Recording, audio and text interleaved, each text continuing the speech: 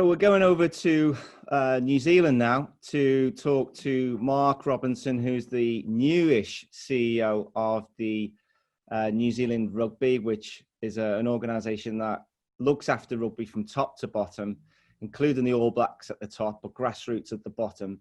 And obviously a sport that has been affected globally by the pandemic, but there's a unique situation in New Zealand in that New Zealand hasn't been affected or has got on top of the virus quicker than most of the countries. So there are some lessons from New Zealand that we can learn in the rest of the world, and get a perspective from Mark on what he thinks organizations need to do once they come out of this particular crisis. So first of all, Mark, thank you for joining us. It's good to see you, and really pleased you can join us for LeadersWeek.direct. Our pleasure, James, and thanks for having me. It's a real honour. So when this first happened, could you kind of talk us through the main challenges that you faced and some of the actions that you had to take when you realised how serious this crisis is going to be? Yeah, well, I mean, first and foremost, we were all struck, weren't we, by the speed and the scale of the financial implications of what we were dealing with. So that was the most, I guess, crippling aspect of the pandemic. And we moved really quickly with an attitude of we had to respond hard and fast to this as quickly as we possibly could. So in our world, it meant more than 70% of our revenues were at risk immediately. It meant that we had a situation where we had to reduce our staffing structure by, initially we thought up to 50%. Ultimately that was reduced to approximately 30%. We had to, I guess, remove about $60 million of costs from our business, New Zealand dollars, incredibly quickly. So we went through that in a really fast, systematic approach, which I guess on the financial side was incredibly challenging in terms of the human impact and the emotional toll it took on the organisation. So I guess we took a view we had to address that quickly, and then as we were doing that, obviously simultaneously, after we, I guess first and foremost, sorry if I go back a step, was to look after the safety and welfare of our people. That was the first priority. We had people based overseas and all throughout New Zealand at this time when the pandemic hit, so that was the first priority, getting them home safe and get everyone safe and well. Then the financial implications had to be dealt with. And then we started looking at what the overall toll to the morale of the organisation would be. And we started to learn a lot of lessons very quickly about trying to balance the reality of the impact of COVID and the way we communicated the impact of this, with trying to retain some sense of optimism throughout our organisation as well. And that was incredibly challenging, and it has been. It's been something that's been sitting with us for some time now. Throughout that, obviously, we're also dealing with a great number of our relationships right through our country and and right around the world in rugby that were greatly affected because of the uncertainty. And I think managing the balance between the anxiety and the uncertainty, trying to give certainty and communicate in a way that, as I said before, balance the sense of optimism and hope you had to give with the reality of the challenge was something that we all found difficult, but have managed to get through over the last 6 or 7 months now, and feel somewhat, even though we've had a recent outbreak again not so long ago, that we're starting to see some light again. Mark, you talked about the financial impact and the extent of that, and I'm keen to understand how you worked with your main commercial partners, your broadcasters, your sponsors, to try and mitigate against that loss. Oh, we're very fortunate, at New Zealand Rugby. We have wonderful partners, and they're the core of any sporting organisation, aren't they? And we worked really hard to notify them of the impacts that we were working through, and try to understand, more importantly, what the impacts were on their businesses, and really search for win-wins throughout this time. And spent a lot of time with them. Unfortunately, it was just purely via Zoom, trying to understand where we could search for mutual benefits for all this. And we simply had to search and be more flexible with the ways that we created value in those partnerships. So in the case of broadcasters, we had players and coaches and our own people more willing to create more content and value when we couldn't have rugby played, and look for ways that we could get that onto television screens. We were more nimble and dynamic in the way that we created interest on social media for them. And in terms of our commercial partners, we looked at trying to plan out throughout the entire year as to what potential scenarios would be as to when rugby would come back and be played, and how we could work with them to make sure they could maximise their value when rugby wasn't being played, as well as when rugby did come back and look for those opportunities. So it took a huge amount of flexibility, a huge amount of goodwill, and by and large we've kept those relationships intact, and we believe delivered great value for our partners, and also in turn had a situation where we're talking positively about the relationships going forward, which is important. Mark, you're playing in front of, provincial rugby is playing in front of sellout crowds. So it has been since July, August this year. So very different from the rest of the world. First of all, can you remind us what that's like, because we've forgotten? And secondly, has it changed the way you view the fans and what you think their needs are now that, you had a pause from them in the stadiums and now they're back? Yeah, we had a situation where leading into the first few rounds of Super Rugby Aotearoa, we thought we weren't playing in front of crowds. And then probably 2 or 3 days before our first round of professional competition, we were all of a sudden made aware that we could have crowds. So to be honest, we didn't have a lot of time to think about how we were going to work with the fans at that time. I guess on reflection, now that we've had a full round of competition where we could have fans back, and then we've got into another competition more recently, and we're waiting international rugby to start soon, which will have fans. It has given us pause to think more deeply about that. The first thing it made us realise and reinforced, if you ever take it for granted, that fans are at the very centre of our sport, and especially in a place like New Zealand, where there's a huge passion for the game. So if we ever needed reminding, that certainly gave it to us. I think another thing we learnt was that it probably reinforced to us how important scarcity was. We had a situation where for some time in rugby we've worked on an ethos in recent times where more is better, and it got us thinking about a situation where that's not necessarily true. And through a very short, punchy competition, we created great interest, great ratings, great social media interest, and obviously sell out stadiums. So that was really important to us. We saw that close competition with uncertainty of results created huge value and interest. And we saw, I guess, a little bit what I talked to before about creating value for our partners. We saw that the narrative of our heroes and our our players was really important to our fans. So they wanted to get in behind the scenes and see more and more of what was going on in the camps and the player environments. And that was something that we had huge interest in. And in fact, some of the biggest social media followings we had around certain events were some of our star players, for instance, breaking a record. Beauden Barrett broke a record in the Bronco fitness test before the season was about to start. And it sent, social media into a real spin prior to the competition kicking off. Dan Carter, one of our other super special stars down here, signed for the Blues as a replacement player, created massive interest here. So getting those insights in behind the scenes was another thing that we learned we had to promote more, and we haven't always been good at doing. So those are some of the things, I guess, that we found we had to work harder at and create a real interest for our fans.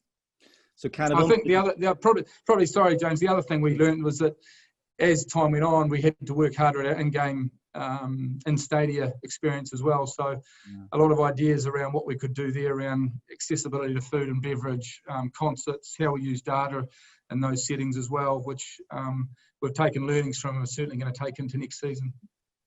So kind of unpredictability, closeness of competition, getting the fans closer to the stars and the action and behind the scenes are some of the kind of lessons for you.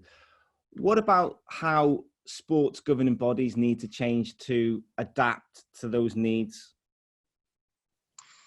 Yeah, if you take a step back from that, I guess, the vision of our organisation is to inspire and unify through rugby.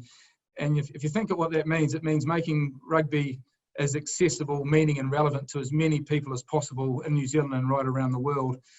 And so if you follow on from that, it means that our governing bodies, not only our national body as a union, but also our stakeholder bodies have to reflect what that means. And ultimately, I guess a few things come to mind. We all need to get aligned and clarify our purpose as a national entity and understand what our role is in the whole rugby ecosystem in New Zealand. And then in terms of the governance of all those different entities, we have to find a way to bring more diversity of thought, and more diversity of representation for those boards. So finding a way to, I guess, change quite quickly a rugby system that has been largely the same in New Zealand for 120 to 130 years is incredibly challenging. But we have to find a way to have more, greater gender balance, more ethnicity, more representation of youth, if we're going to find a way to deliver on that vision that I talked about at the outset about inspiring and unifying through rugby in New Zealand. So that is what we're spending a lot of time on at the moment, to try and reimagine the game when we've got these huge challenges coming rapidly at us, and finding ways that we can lead through it. It means that we'll need, as I said before, a greater focus on diversity and inclusion if we're to take the first steps at trying to break down some of those traditional barriers that have lasted for so long, not only in New Zealand rugby, but certainly probably around the world, when we're dealing with a very traditional sport with, great traditions. But somehow we've got to find a way to preserve the great things of our legacy and our sport and all those great values, but take a step forward into the unknown and be more responsive and nimble and dynamic and move quickly. Otherwise, we're facing significant issues around our sustainability. If it's any consolation, you're not alone. I think lots of organisations are going through the same process. Let's talk about transformation, because a lot of organisations are obviously battling with the immediate needs of the crisis, but then also looking at how they can come out of it much stronger, much fitter, much more sustainable, commercially, in terms of developing the game, in terms of the relationship with fans, in terms of how they present it, how they grow it. So what have you gone through a transformation? And if so, where are you at the moment, and what's your plans going forward? How are you going to make New Zealand rugby stronger? Yeah, so we're probably a couple of months in, 2.5 months into a transformation process at the moment, and considering a whole range of change opportunities throughout our game at present. I guess when we stepped back and we looked at the game, we knew we had challenges before COVID, and that was our reality. We had challenges in the fact that the game wasn't sustainable, and we had challenges in that the game wasn't resonating with as many people as we wanted it to. So trends around participation and engagement, in terms of playing the game, watching the game, and engaging in a whole range of ways that they could be with the game, had negative trends associated with it. And then I guess, as I pointed to before, when I look at the structure of our game, we work in a way where we're largely a cooperative structure where we don't move quickly.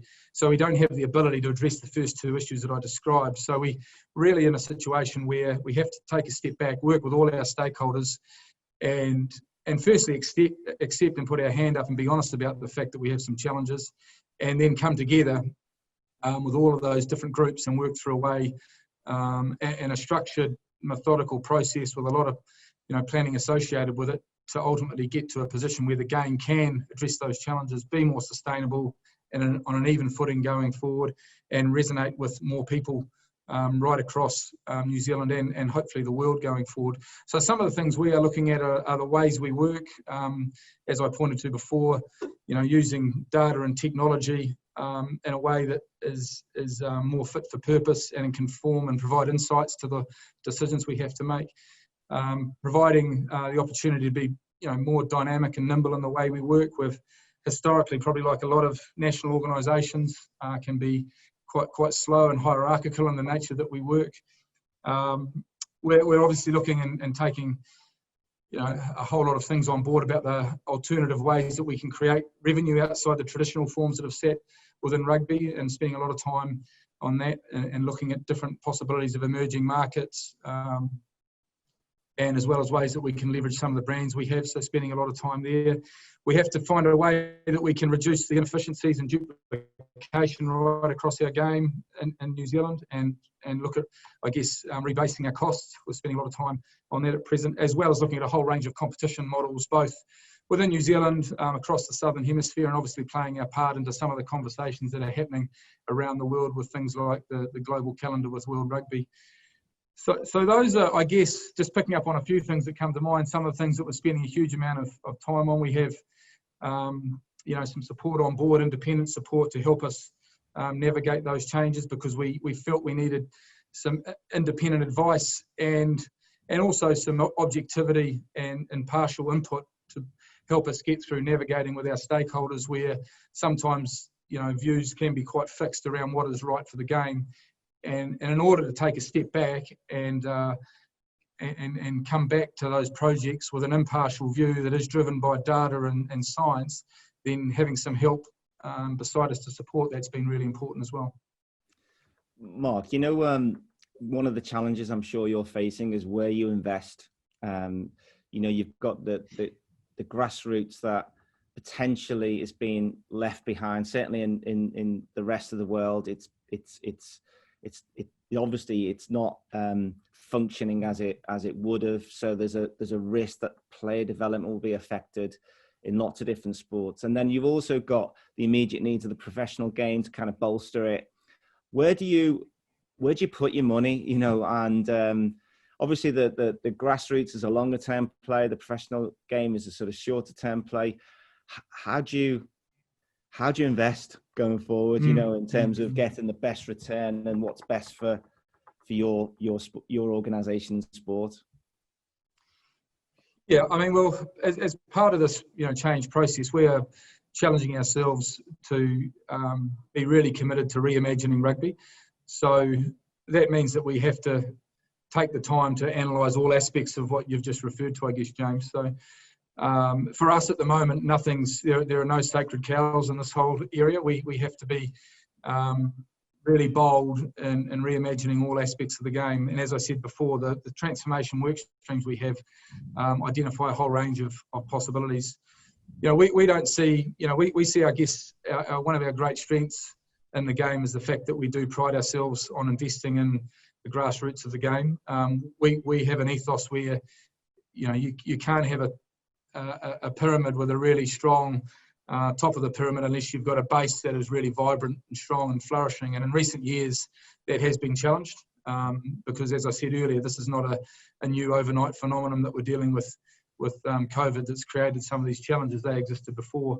So now we're just taking a step back to understand what exactly we need to do in terms of creating models that can provide us with the opportunity to do more with less, and to do things differently that can still create value and with the same or less resource.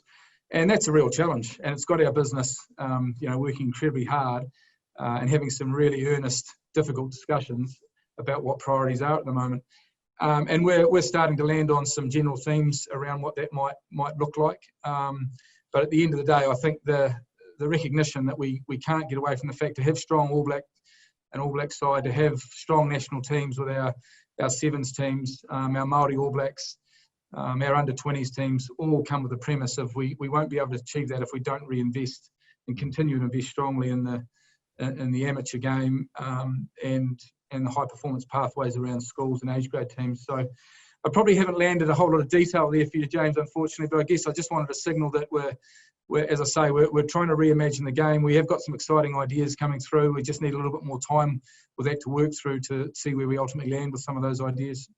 I mean, ultimately, the investment takes money, and money's hard to come by. And there are plenty of new organisations that are springing up, funds, private equity, who are willing to fund organisations for a return of commercial upside or share of the kind of capital of the organisation. What are your thoughts on that? Are you looking at this, and have you got any specific sort of thoughts on how you might take that forward if you need to take it forward? Yeah, I guess that's been well documented in various parts of the world, the interest in private equity with rugby internationally, and especially in the Northern Hemisphere. I mean, we're certainly open to it. Would be silly not to be considering all options at the moment. But I think, as I said at the outset, when we've been considering the financial implications of COVID, we've worked really hard to keep ourselves on an even financial footing through this year, and be in a position where we're not in a situation where we have to do something in this area. And if we do engage in this space, it'll be from an area, from a position, I guess, where we take our time to work through a really considered, methodical approach to it, and look at the whole range of different possibilities that sit there. So yeah, we're open to it, but we're going to take our time and work through it in a considered way.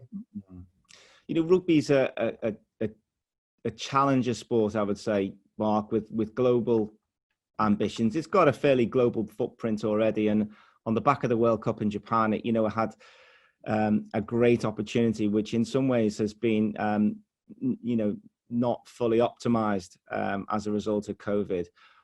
What changes, what reforms do you think rugby needs to make to accelerate that global growth?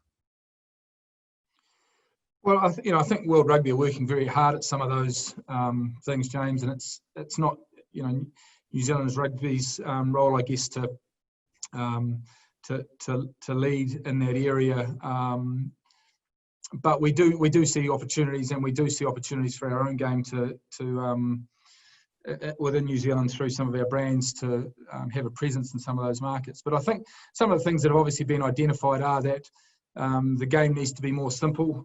And it needs to be safer in some of the areas if we are to break into new markets. I think getting the balance right between having meaningful competition in some of those markets where there is an opportunity for more globalisation is important, and having good high performance opportunities in some of those markets where teams have meaningful competition and have the opportunity to grow and learn through being part of competitions that test them regularly is important. And at the same time, at the base of the game, as I described as the challenges of New Zealand rugby, having touch points where people can learn and have access to the game is really, really important as well, in a safe, fun and easy to understand environment. So I know there are plans afoot to do that. I think it's obviously being paused in some regards because of the impact of COVID.